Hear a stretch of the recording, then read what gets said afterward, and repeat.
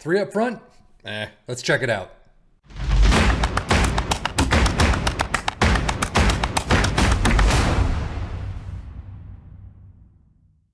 This is one that the name alone just kind of got me when I looked on the Steam Workshop. Baianolandia 433 version 1 triplete. It is by a maker called Fra28. XXVIII. So that's who the creator is. All props to him. He doesn't have a lot of information on. He has a single screenshot on the Steam Workshop. Looks like he was playing with Napoli. Victories obtained with this tactic. Serie A 23, 24, 25, UEFA Champions League in 25, Coppa Italia 24, 25, and the Supercoppa Italiana in 24, 25. So he's got a ton of trophies with this tactic. So we're going to check it out today.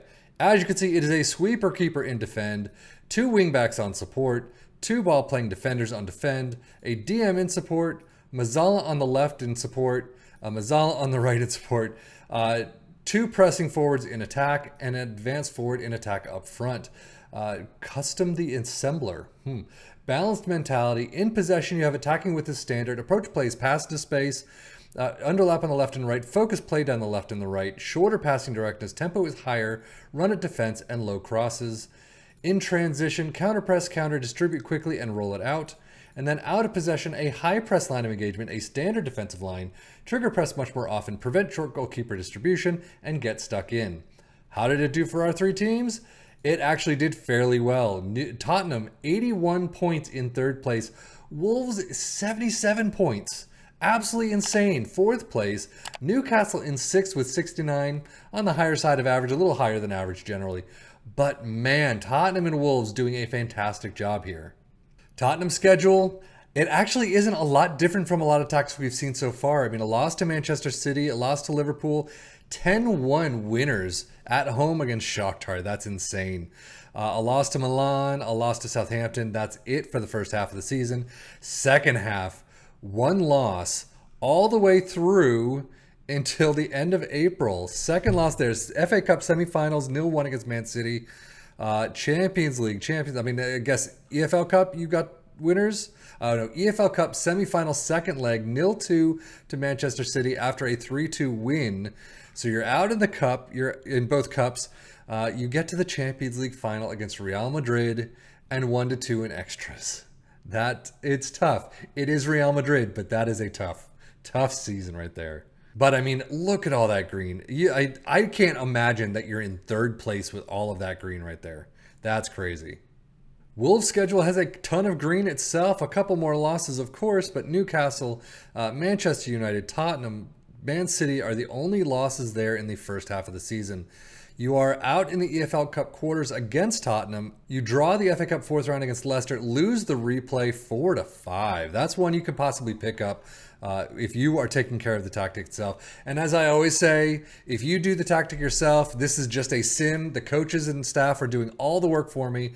I'm doing absolutely nothing but simming and vacationing throughout the entire season. If you take control of these teams, make your own transfers, play to the strengths of not only the tactic, but also of the players, you can do a lot better. I mean, but still, these teams are doing fantastic so far. Look at all this from this March, April, May until the last match of the season against Newcastle. A fantastic job. Newcastle having a phenomenal start to the season. 2+ months. Your first loss is that 2-3 match against Tottenham. You lose then Manchester United. You actually have the better first half of the season than any of the other two teams. The second half of the season is where it really starts falling apart. Losses to Arsenal, Brentford. You're out in the FA Cup fourth round against Stoke, 1-4. EFL Cup, you do actually squeak it out against Brentford, but lose to Manchester City 1-3 in the EFL Cup final. That second half of the season is really what killed you. There's really no good runs except here in January. Transfers in, Tony, same as always. Weston, Kajioglu, is that how you pronounce it? And Kaleri is one that we haven't seen much, 10.75 million. Outs, the same as always, Tanganga for 11 this time, and Hugo Lloris for 2.5. Wolves, again, doing no business in January whatsoever after Miguel Veloso comes in. And then outs, same as always. Oh, you do have Daniel Podence there for 5.5, so you're getting some money. Douglas Santos for Newcastle, the only one coming in from Zenit, 25.5 million. Seems like the Newcastle owners are being a little bit stingy in the January transfer window, but Mark Gillespie, the only one really out. Squad wise, Harry Kane 743. I mean, that is where you want to see Harry Kane. And Kajioglu is 727. Fantastic pickup, it looks like. Wolves, Raul Jimenez a 770. Kalajic 737. 7-2, no, Geddes is already out. But I mean, that is a fantastic run. Could have gotten a little bit more out of some of these guys, but I mean, that right there, 7-7-0 is really what picked you up this season, it looks like. And then for Newcastle, you actually have a couple. 7-3 for Callum Wilson, 7-2-9 for Joelinton, 7-3-2 for Miguel Almiron. Isaac not up there, though. 7-17 for Isaac. Overall, I mean, got some really great numbers. Just could have used a few more, it looks like. Data hub-wise, shaky defensively, very good in attack. If you look at all the tactics that we've done, the best attacking ones with the 3 or the 4 or the 5 up front are the ones that really get you up in the table. I mean, even when you're Wolves who are not doing too bad, you're not sitting outside of, relegation where you often see them in a lot of these lower tactics with, a 4-3-3 or a 4-4-2 or something like that. But I mean, look at these attacking numbers. Defensively, yeah, you're not going to be that good. But I mean, as long as you can go forward and attack, these numbers really speak for themselves when you're looking at tactics and how far a Tottenham team should be able to go and how far they actually went in the save itself. But it all depends on how you play. You may be in this using this tactic up 1-0 in a match, you push everyone back, and then all hell breaks loose. You never know how things are going to really react until you actually take control of the match itself. Simming is never the best idea, but it kind of gives you, like especially the data hub, it gives you a bit more information about what happens in the tactic, how the tactic is being used, but it doesn't have your special touches on the tactic, which definitely could get you a lot more points than this. Wolves. I mean, extremely shaky defensively, sure, but very good in attack. It doesn't seem to do it justice. You are doing, I mean, almost the best in the league in several categories. You're still missing out on a couple things, but I mean, attacking-wise, very well done. Newcastle, I mean, still, the non-penalty expected goals per 90 is fantastic. Shots per game, goals per game, not too bad. Some of these numbers, I mean, it looks exactly like the others. A little bit better defensively, quite decent, in fact, but attacking is really where it's at. And when you have 3 players up front attacking straight on, I'm not surprised. And this is where I expect to see the attacking numbers really hit home. Most goals, Wolves 96, Tottenham with 95. Newcastle with 75 is interesting, although they were, I mean, I guess, lower in the league. But fewer shots against Tottenham and Newcastle, so you're keeping it. You're not getting the defensive side. You're not really needing the defensive side a lot, and you're getting the attack on, so they don't have an opportunity to shoot on your net. Most possession, nobody, but most dribbles made, Tottenham, Newcastle, and Wolves. Fewest conceded, Newcastle and Tottenham, there you go. Shutouts, Newcastle. Most tackles won, Newcastle. I mean, Newcastle's picking it up. They are low in the league, so you expect a bit more maybe of a defensive effort from them. Most shots for Tottenham, Wolves, Newcastle. I'm actually surprised. 7-4-1 is not too far down from 7-6-4 and 7-7-5. So I am a little surprised that they're up there, but the 3, 4, and 5 positions are our 3 teams. And then most points per game, as you would expect. Most goals, Son with only 22, Kane with only 21. That's a little bit shocking. Well, Jimenez is up there. I'm sorry, I didn't see him. 29, so that's fantastic to see. But Son and Kane, I would have thought would be a little higher. Most assists, though, Trippier, Porro, Jimenez. I mean, they're everyone except, tie 4th and 5th right there. That's pretty interesting.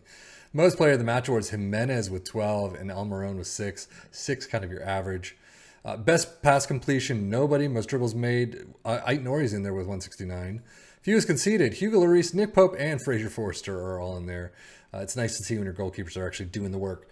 Nick Pope with 11 most shutouts. Most tackles won, Almiron's in there. So again, some defensive work by Newcastle. Paulo Sarabia, Trippier, and Porro with most key passes. I mean, 157. Fantastic number right there. Most shots, of course, Haaland's up there. Mitrovic in there with 116 for Fulham. But Jimenez, Nunez, Richarlison, and Son all in there. Richarlison does not get into these numbers all that much. But, I mean, it seems to be a very fantastic attacking display from these 3 teams. And as we finish, as always, Tottenham's player stats in overall competitions, 36 goals for Son. Kane with 743. That's where you want to see Kane. You don't get, I mean, we haven't seen a lot of Kane up there in the numbers in the highest average rating. It's more like 717, which is good, but this is what I would expect from fantastic job by Tottenham right there. Porro with 29 assists, most player of the match awards, Son with 8. For Wolves, Jimenez with 31 goals, a great number, but Jimenez 770, that's just amazing. That's got to be up there in the tops of the league. Assists with Sarabia, 14 right there, and most player of the match awards, Jimenez with 12. Newcastle, Callum Wilson with 17 goals is not a big number. For him, it actually is, but Isaac's not there. I wonder if he was injured or something. But Almiron with 732 is a fantastic average rating right there for a team. 16 assists for Trippier and 9 player of the match awards for Miguel Almiron. Now, again, these types of tactics where you're pushing a lot of players up or you're throwing a lot of attacking players up front and the wingbacks and everything tend to get you the most goals. It's the way that FM23 seems to work. And we've seen it time and time again. So this is really no different. It is a bit different than your standard 4-3-3. Normally you'd have your players out here on the side, but when you're pushing it up front, it's really doing well. And these, I know these changed shape, but they seem to really do well. So if you're looking to really get the most out of a strong team, push a lot of players up front, get maybe 3 in the back or 4 in the back. And, that's how it seems to be. But that is the Baianolandia tactic, 4-3-3, triplete. He's again, Fra28 has done very well with this. I'm pretty sure you can too. With our 3 teams, we did. So anyway, that is it for me, Seffian FM, for the Football Manager blog channel, saying thank you as always for watching. Take care and enjoy.